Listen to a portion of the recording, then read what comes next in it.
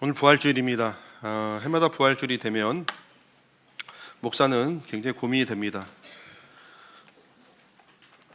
부활에 대해서 17년 동안 설교를 하다 보니 점점 할 게 없어져요.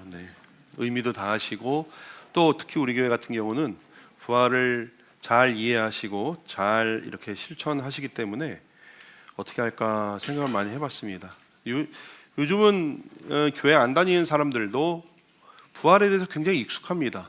왜냐하면 영화나 이런 데서 부활이라는 이 단어 뜻을 많이 또 사용을 해요. 그렇죠? 무슨 슈퍼맨의 부활, 저는 뭐 어려서 이제 셜록 홈즈의 부활 뭐 이렇게 해가지고 이 사람들이 그냥 부활을 아무데나 갖다 붙여가지고 사용을 합니다. 죽은 것처럼 여겼는데 다시 살아난 것이 부활이 아니라, 죽음, 우리 기독교에서 죽음이라고 하는 것은 육신과 영혼이 완전히 분리되어서 다시 합쳐지지 않는 그런 상태죠. 주님 다시 오실 때까지, 특별한 일 아니면. 그런데 완전히 분리가 되었던 육신과 영혼이 다시 만나가지고 몸도 또 영혼도 이렇게 다시 살아났다 하는 것입니다. 부활이 너무 엄청난 것이기 때문에 부활은 대대로 시비거리였습니다.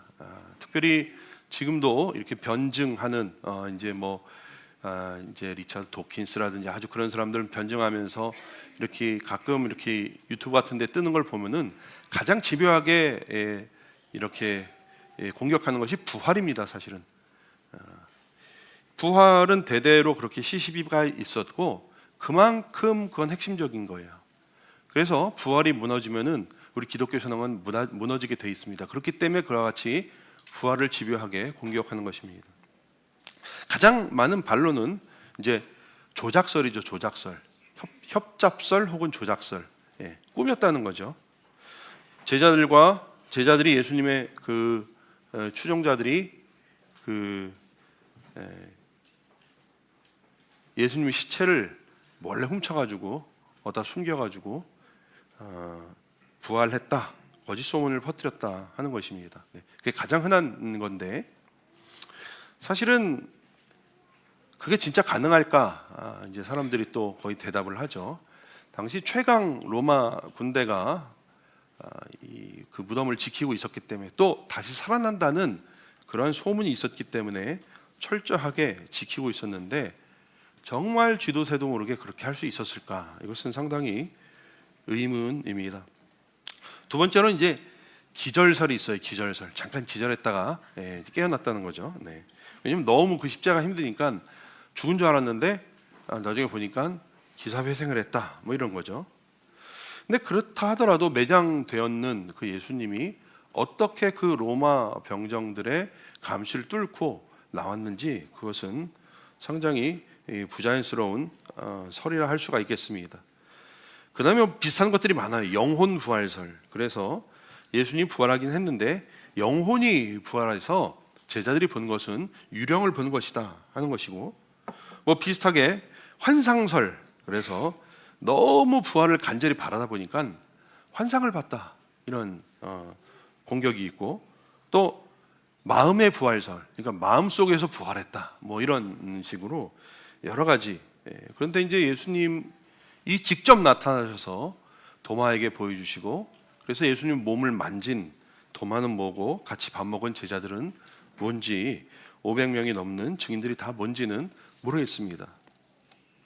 반대로 부활이 사실이라는 주장도 우리가 한번 균형 있게 한번 살펴볼까 합니다. 아시는 분 아시겠지만 예일대 법대 출신으로 14년간 시카고 트리뷴지에서 법률 담당 기자였던 사람이 한 명 있는데, 이름이 리 스트로벨이라는 사람이에요.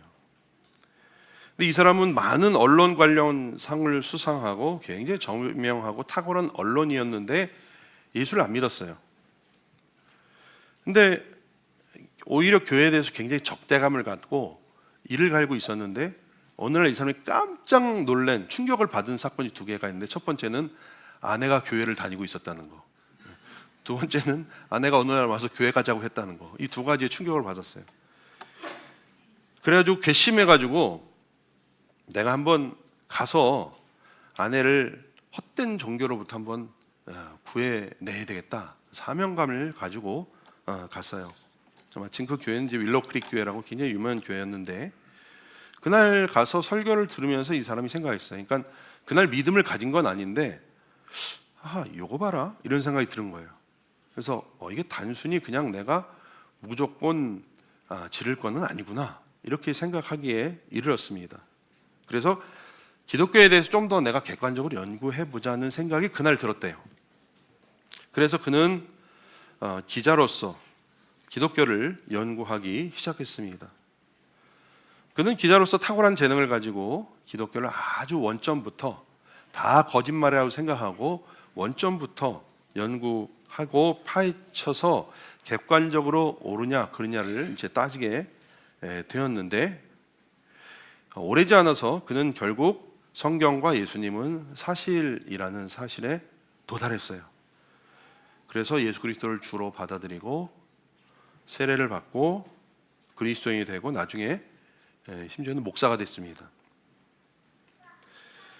그가 예수 믿기 전에 조사했던 많은 자료들을 책으로 냈어요. 여러 가지가 있는데 우리나라에 지금 몇 가지가 나와 있습니다. 특정 믿음 사건, 예수는 역사다, 이런 것들이 있고, 그중 하나가 부활의 증거라고 하는 책입니다. 21개월 동안, 거의 2년 동안 2200여 편의 자료를 통해서 부활이 가능성이 아니라 역사적인 사실이다라는 것을 이 사람은 나름대로 증명을 해내고 있습니다. 한 5가지 부활의 증거와 확신, 5가지 이 사람이 제시하고 있는데, 첫 번째는 이제 빈 무덤, 빈 무덤.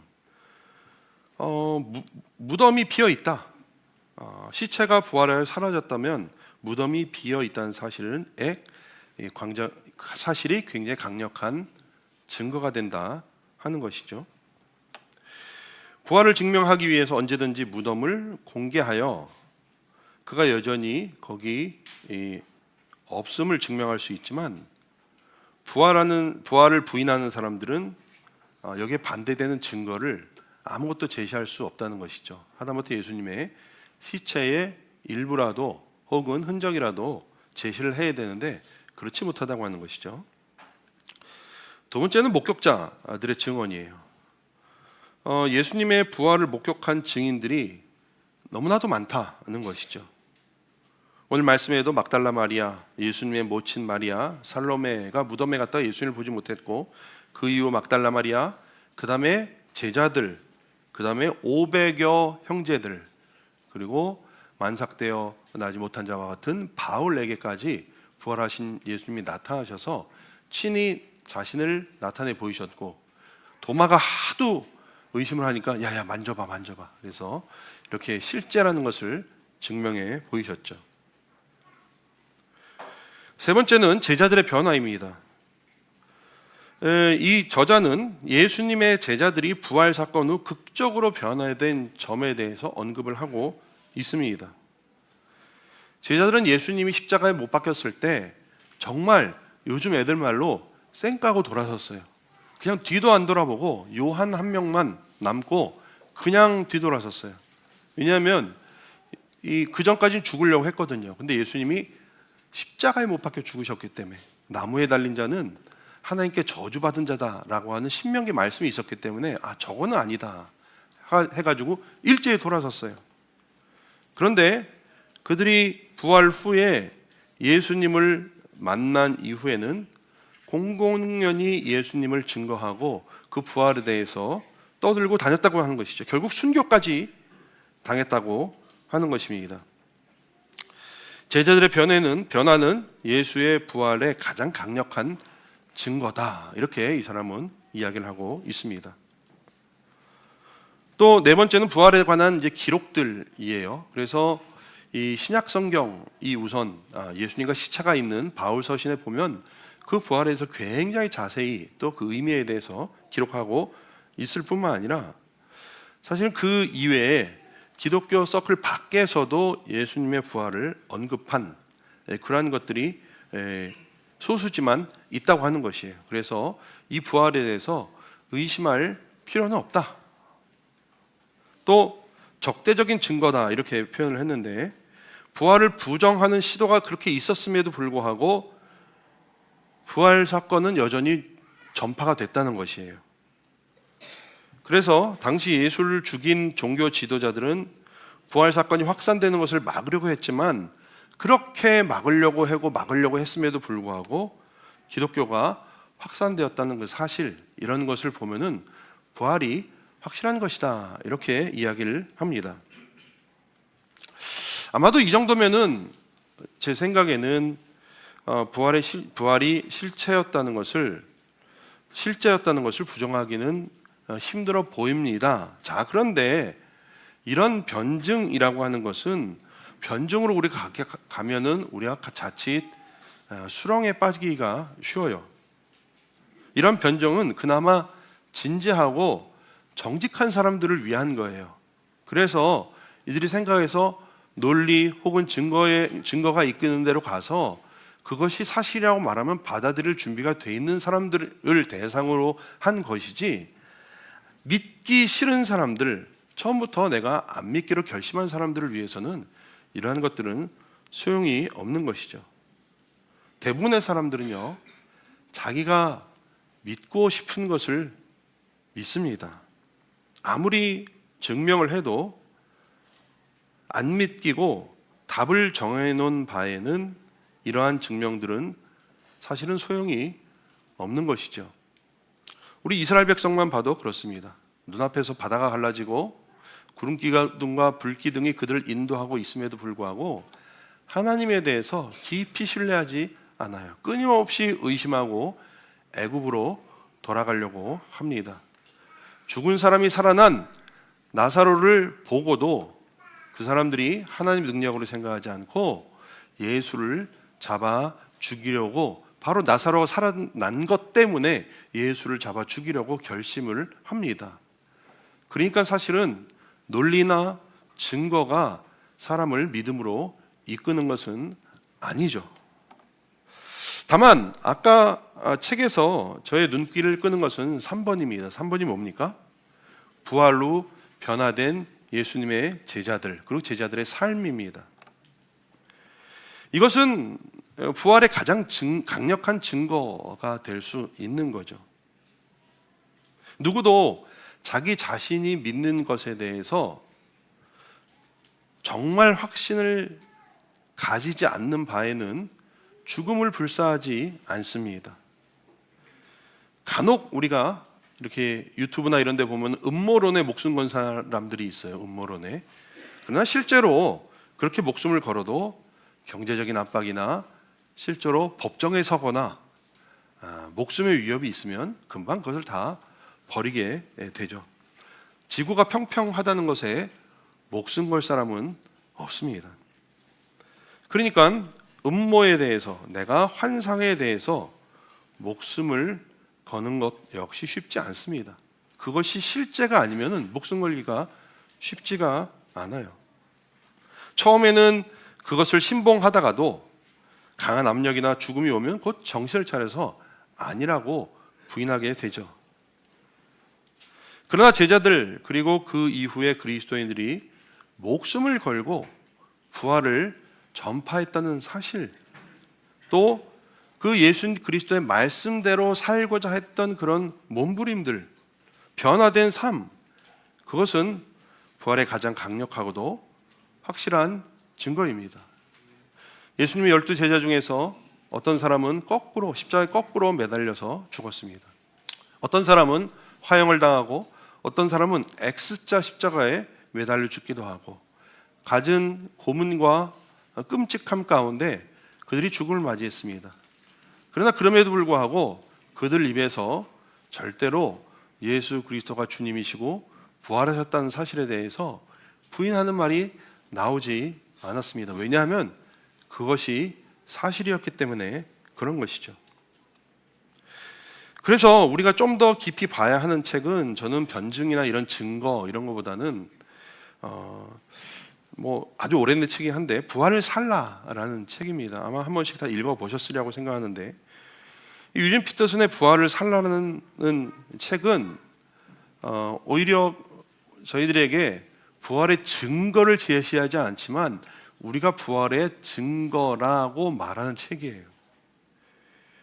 처음에 이 책이 나왔을 때 이게 국어가 맞나? 부활을 살라, 이게 말이 안 되잖아요, 그렇죠? 원래 그래서 원서를 보니까 practice the resurrection, 그러니까 부활을 연습하라는 것이었어요. 그래서 왜 이렇게 번역을 했나 책을 읽어보니까 그 책 내용이 아주 이 제목을 책 내용을 잘 담아서 번역을 절묘하게 한 것이었어요. 번역은 원래 반역이라 그러는데 반역하지 않고 제대로 했더라고요. 그러니까 부활을 연습하라 이렇게 번역하지 않고 부활을 살라고 했던, 이렇게 번역한 이유에는 이 책의 내용이 이 제목에 담겨 있기 때문입니다. 이 책의 취지는 부활을 단순히 죽음에서 벗어나는 초자연적인 사건에 그치지 않고 예수님의 부활을 통해 주어진 새로운 생명을 적극적으로 받아들이는 그런 선택에 대해서 이야기를 하고 있어요. 그리고 부활을 단순히 그냥 받아들이는, 그것이 사실이다 받아들이는 것을 넘어서 그 부활의 생명을 삶으로 살아내는 것, 이것이 중요하다. 이게 사실은 에베소서 강해인데 에베소를 중심으로 이것을 이야기를 하고 있습니다. 즉 부활을 믿음으로 시작되는 변화된 삶이 하나님을 중심으로 한 사랑, 섬김, 헌신, 그리고 공동체와의 연결 속에서 드러나야 한다는 것이에요. 부활을 살아야 한다는 것이에요. 이를 통해서 부활은 단순히 과거의 어떤 신기한 사건이 아니라, 그것으로 끝나는 것이 아니라 현재의 삶 속에서 능동적으로 참여하는 경험이 된다는 것이에요. 점점 이제 오리무중으로 가고 있죠.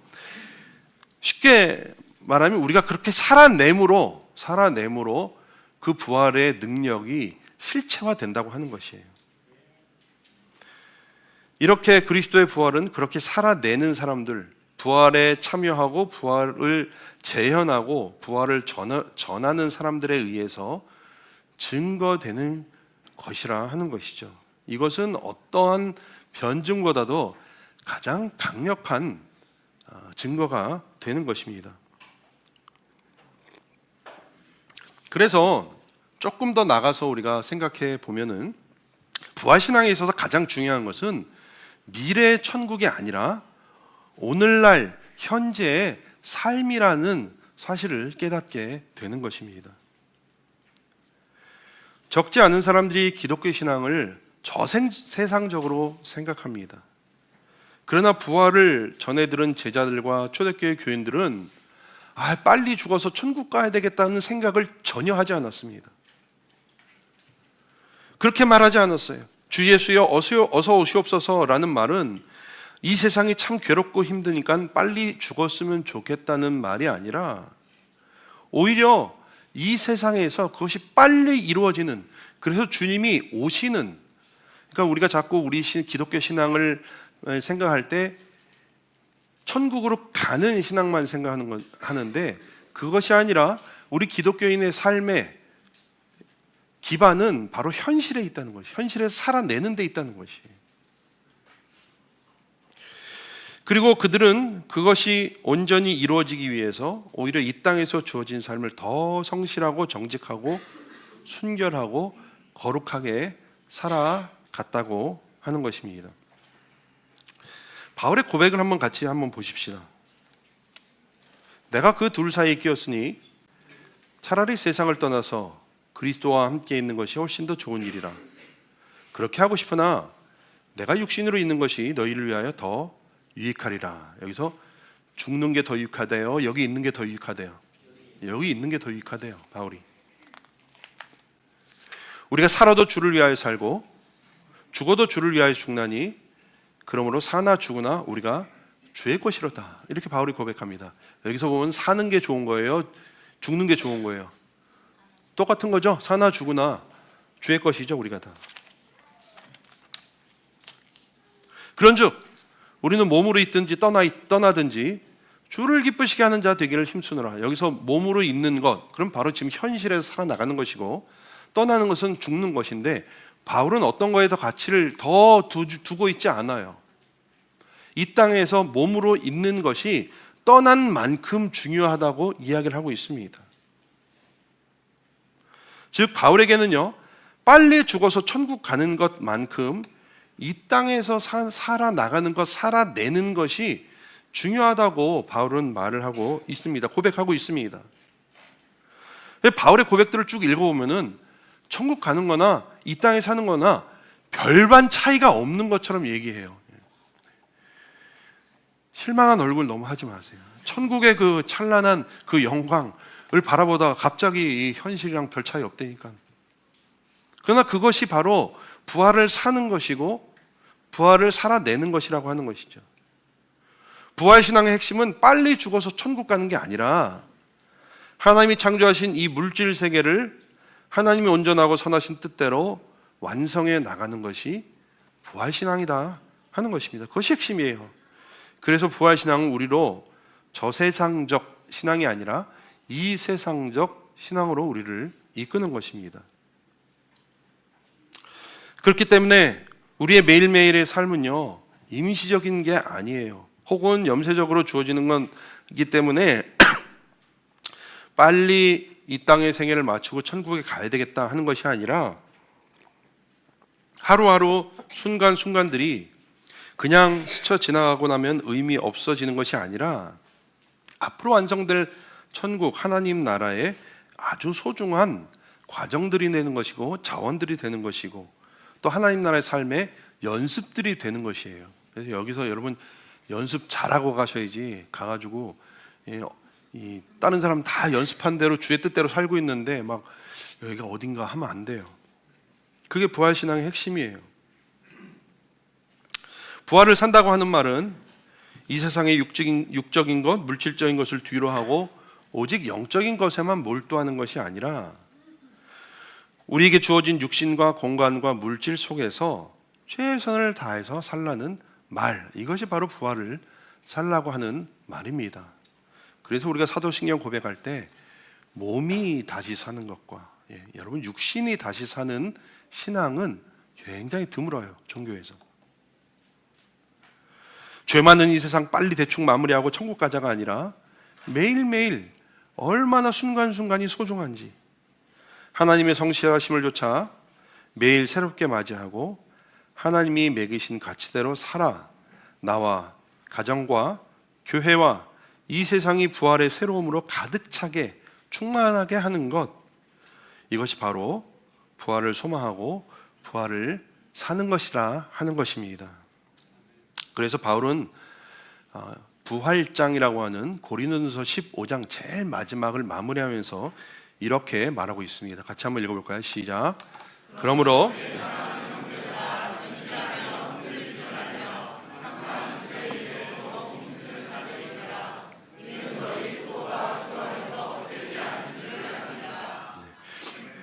여기서 가로는 이제 제가 넣은 거예요. 이해하기 편하게.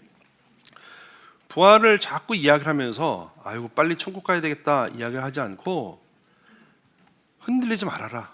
이 땅에서 죄를 더 힘쓰는 사람이 되고 그런 이 땅에서의 너희의 수고가 헛되지 않을 것이다 라고 부활장을 바울이 마무리하고 있습니다. 그리스도의 부활은 이러한 의미가 있는 것입니다. 부활은 증명의 대상이나 논쟁의 대상이 아닙니다. 부활은 그렇게 살아야 하는 것이고 그렇게 사는 사람들이 부활의 증거가 되는 것입니다. 부활의 강력한 증거가 되는 우리의 삶이 되시길 주님의 이름으로 축원합니다. 자, 그러면 부활을 전해야 되는데 부활을 전한다는 건 뭘까요? 부활을 알린다. 이것은 1차적으로 말로 복음을 전하는 것일 수도 있습니다. 그러나 부활을 전하고 부활을 말하고 부활을 증거한다는 것은 단순히 복음을 말로 전하는 것을 넘어섭니다. 그 생명력, 그 복원력을 우리 삶 가운데서 구현하는 것, 살아내는 것을 의미합니다. 이 사회에 그런 부활의 능력을 전하고 나눠주는 것이 부활을 전하는 것이죠. 또 부활을 사는 것입니다. 그러니까 부활을 산다고 하는 것은 내 개인적인 차원에서 아이고 부활이 감사하다, 또 내가 열심히 살아야 되겠다, 이런 것을 넘어 우리가 속한 이 사회 가운데 그 부활, 우리가 부활을 살아내므로 그 부활의 능력들이 드러나게 하고 또 그 부활의 영향을 받도록 하는 것, 그것이 바로 부활을 사는 것이다 하는 것이죠.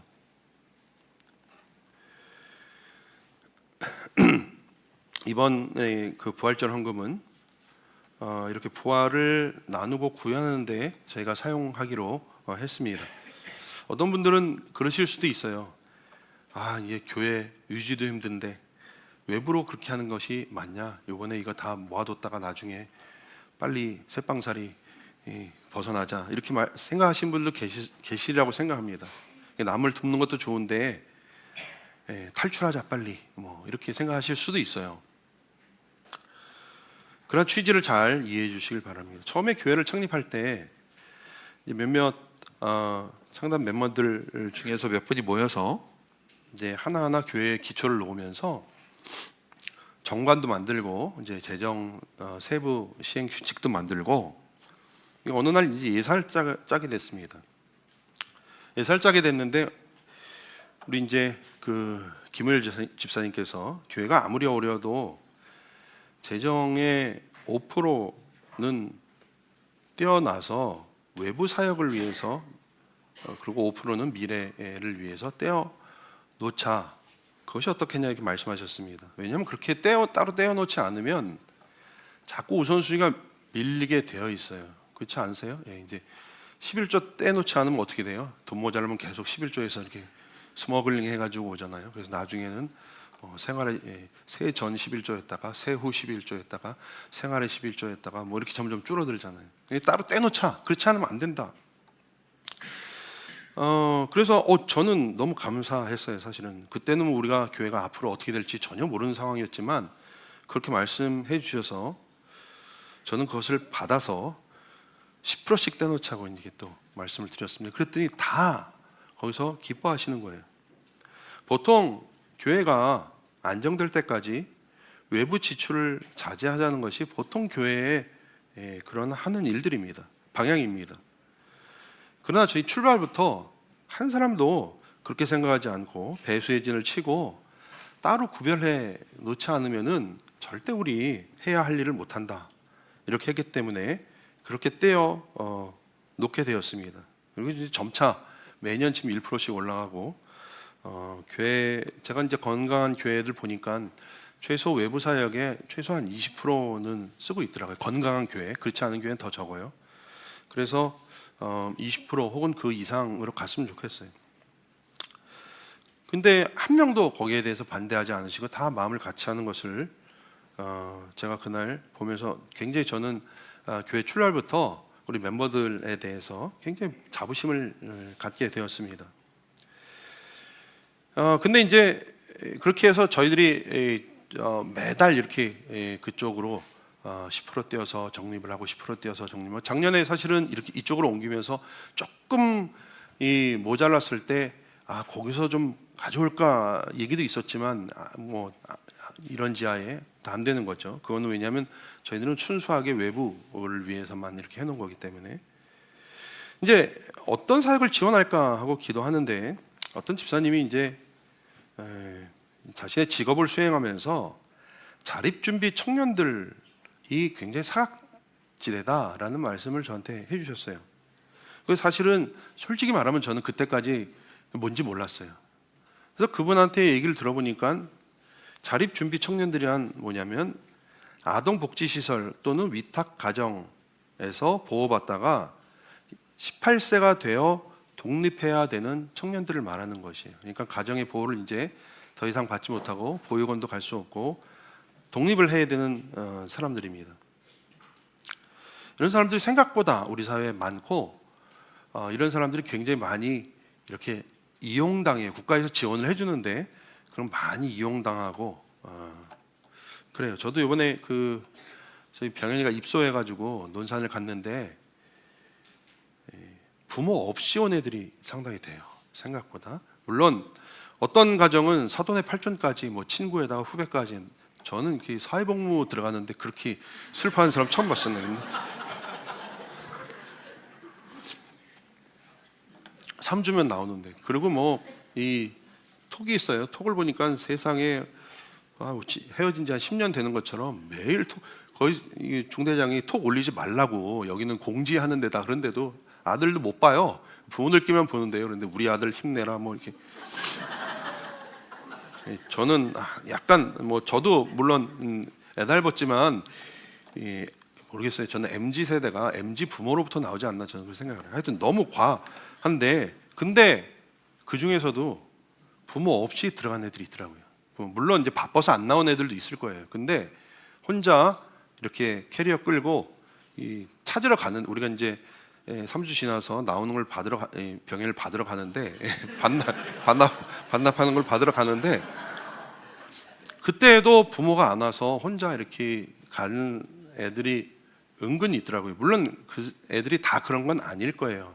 부모가 바빠서 못 왔든지 바빠서 못 온 애들도 상당히 될 거죠. 근데 통계를 보면은 지금 자립준비 청년의 해마다 2,500명씩 매해 배출이 되는 거예요. 그러면은 4년이면 10,000명이에요. 물론 이제 그 앞에 이제 빠지니까 통계는 조금씩 줄거나 늘 수 있어요. 근데 자립 준비하는데 국가에서 도와주긴 하지만 사회에 미숙하고 또 부모의 도움을, 저희는 부모 찬스가 있잖아요. 실패를 해도 부모가 커버를 해주지만 그렇지 못하는 거죠. 그래서 번번이 실패하고 사기 당하고 그런 경우가 허다다고 합니다. 그래서 이들에 대한 지원이 절실했는데, 처음 시작할 때 그 집사님 저한테 말씀해 주셔서 그러면 이걸 한번 저희 교회에서 어댑트 해가지고 해봤으면 좋겠다 했는데, 작년까지 어떤 기관을 제가 정해서 도왔는데 별로 그렇게 협조적이지 않았어요. 그래서 그곳을 일단 끊고 기도하는 중에 마침 우리 이제 케어의 미션 용집사님이 멀지 않은 우만동의 한 기관을 연결하셨습니다. 그래서 그곳을 돕기로 하고, 또 이번에 헌금은 거기다 이제 한꺼번에 저희가 주는 건 아니에요. 그러나 어떤 프로젝트가 있을 때 저희가 사용하기로 했습니다. 우리가 원천에 있을 때에도 뭐 절기 헌금은 그렇게 했잖아요, 그렇죠? 네, 그래서 왜 표정이 안 좋으세요? 부활을 살겠다는데 왜 이렇게 표정이 안 좋으세요? 원천에 있을 때도 저희들 부활주일 헌금 오면은 이렇게 지정 헌금을 해가지고 돕고 했었습니다. 근데 이번에는 이러한 사역을 위해 사용하고자 하는 것입니다. 이것 외에도 저희들이 많이 사역을 하고 있는데, 지기 집사님들을 모여서 고심하고 있죠. 저희들 당연히 일반 재정이 지금 이쪽에 오면서 또 많이 지출이 많아졌기 때문에 풍족하지는 않아요. 그러나 그럼에도 불구하고 지기 집사님들이 그것을 해치지 않는 한도 내에서 또 기술적으로 잘 이렇게 짜가지고 하려고 하고 있습니다. 그래서 이번에는 저희들 이렇게 헌금하신 거는, 부활절 헌금은 자립 준비 청년들을 위해서 사용된다는 것, 그리고 이것도 저희 교회가 개인뿐만 아니라 우리 교회가 부활을 증거하고 살아내는 것의 일환이라는 것, 여러분께서 깊이 이해해 주셨으면 감사하겠습니다. 다시 돌아와서 부활은 논증이 아니라 우리의 삶으로, 우리가 살아냄으로 증명되는 것입니다. 그 부활의 생명을 삶으로 살아내는 우리 개인과 우리 하나비전교회 되길 주님의 이름으로 축원합니다. 기도드리겠습니다. 하나님, 부활이, 이 기쁜 소식이 우리만의 기쁨이 아니라 온 세상을 위한 기쁨임을 드러내게 하여 주시옵소서. 먼저 우리가 그렇게 부활을 살아내게 하시고, 또 그렇게 살아내는 것뿐만 아니라 부활을 전하게 하시고, 그래서 이 부활의 기쁨과 능력과 은혜가 온 세계에 퍼지는데 저희가 사용되는 저희가 될 수 있도록 우리를 붙들어 주시옵소서. 그것을 위해서 이번에 저희들이 기도하는 가운데 정해서 사용하고자 합니다. 하나님, 주의 뜻대로 잘 사용될 수 있도록 축복하여 주시옵소서. 예수님의 이름으로 기도드리옵나이다. 아멘.